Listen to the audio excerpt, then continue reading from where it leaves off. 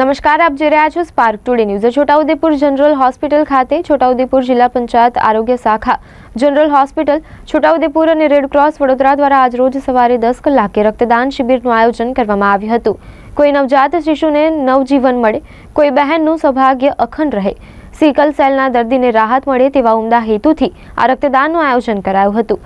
યોજાયેલ શિબિરમાં જિલ્લા કલેક્ટર અનિલ ધામેલિયા, જિલ્લા પોલીસ વડા ઇમ્તિયાઝ શેખ દ્વારા પણ રક્તદાન કરવામાં આવ્યું હતું અને અન્ય અધિકારી કર્મચારીઓને પણ રક્તદાન કરવા અને જરૂરિયાત વ્યક્તિને મદદરૂપ થવા પ્રેરિત કર્યા હતા।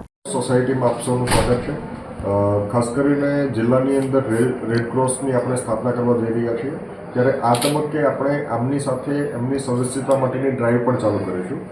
રેડક્રોસ સોસાયટી અલગ અલગ ફંક્શન્સ જે નિભાવતા હોય છે, એમાં ડિઝાસ્ટર માટેની એક્ટિવિટી હોય, એ સિવાય વિવિધ બ્લડ કલેક્શન માટેની એક્ટિવિટી ખાસ કરીને આપણા દરેક ભાગોમાં કરે છે।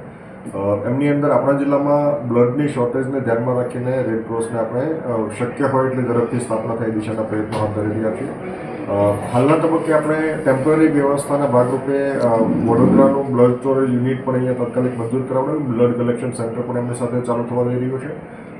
એમનો પ્રથમ કેમ્પ આપણે અહીંયા આજે કરવા જઈ રહ્યા છીએ અને મોટી સંખ્યામાં અહીંયા વિવિધ સરકારી કર્મચારીઓ પણ અધિકારીઓ પણ એમાં ભાગીદાર થયા છે।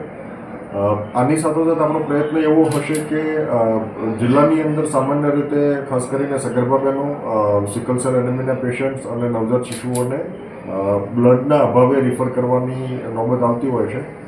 એ ન થાય એ માટે સમયાંતરે અહીંયા કેમ્પ કરીને અહીંયા જ એમનું સ્ટોરેજ થાય અને જ્યાં સુધી ફૂલ ફ્લેજ રેડક્રોસની અહીંયા બ્લડ બેંક ચાલુ ના થાય ત્યાં સુધી આપણે આ વ્યવસ્થા જાળવી રાખીશું અને સતત સમયાંતરે કેમ્પ કરતા રહીશું, જેથી કરીને જે ક્રિટિકલ પેશન્ટ્સ હોય એમને બ્લડની વ્યવસ્થા અહીંયા સ્થાનિકે થઈ શકે।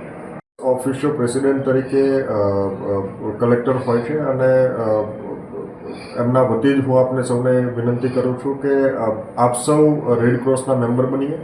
રેડક્રોસના મેમ્બરશિપ માટેની ડ્રાઈવ આપણે ચાલુ કરવા જઈ રહ્યા છીએ, ત્યારે શહેરના અને જિલ્લાના પ્રબુદ્ધ નાગરિકો આ રેડક્રોસની અંદર મેમ્બર બને, એમની સદસ્યતા, એમની વન ટાઈપ મેમ્બરશિપ ફી આપણે લાઈફ ટાઈમ મેમ્બરશિપ ફી આપવાની હોય છે, એમના આધારે આપણે રેડક્રોસમાં ભાગીદાર થઈ શકીએ।